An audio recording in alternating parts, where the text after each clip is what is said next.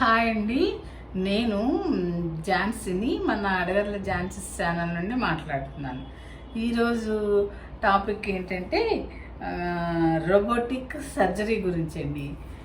ఈ సర్జరీ ఏంటంటే హాస్పిటల్కి వెళ్ళే పని లేకుండా బస్సులోనే దీనికి కావాల్సిన ఎక్విప్మెంట్ అంతా పెట్టుకుని ఎవరికి అవసరం అవుతుందో వాళ్ళ దగ్గరికి వచ్చి సర్జరీలు చేస్తున్నారంటండి. ఈ సంగతి ఏంటో ఇప్పుడు మనం తెలుసుకుందాం. అసలు హాస్పిటల్కి వెళ్ళవలసిన పని లేకుండా పేషెంట్ దగ్గరకే ఆపరేషన్ థియేటర్ తీసుకెళ్ళడమే ఈ బస్సు స్పెషాలిటీ అండి. ఇది bus robotic surgery bus అటండి.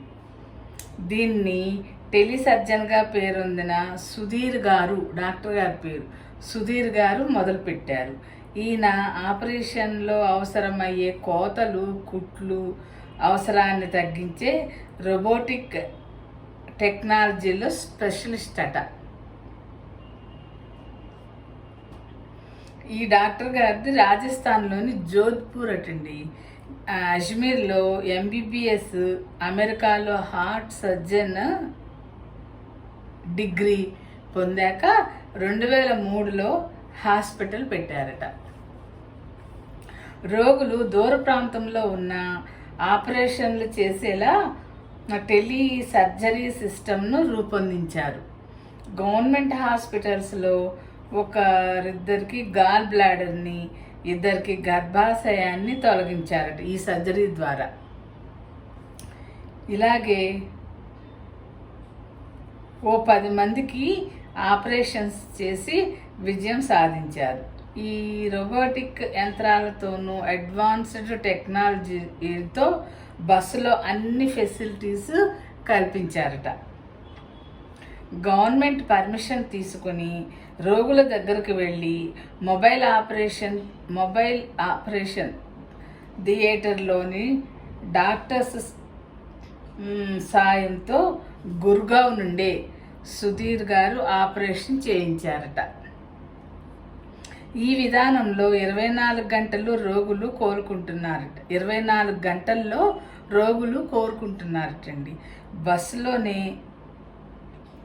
Doctors పర్యవేక్షణలో ఉంచి వాళ్ళ బాగోగులు, ఆపరేషన్ చేసిన వాళ్ళని ఉంచి వాళ్ళ బాగోగులు చూసి క్షేమంగా కుటుంబ సభ్యులకు అప్పగించి వెళ్ళిపోతారట.